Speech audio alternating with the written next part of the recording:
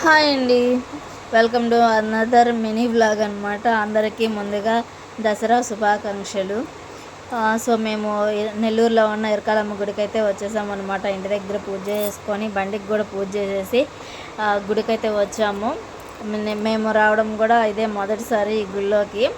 So అమ్మవారి దర్శనం అయితే మంచిగా జరిగిందనమాట. మేము వచ్చినప్పుడైతే అసలుకి ఎవరు రాలేదు. అరౌండ్ 11 అయితే అయ్యింది టైము.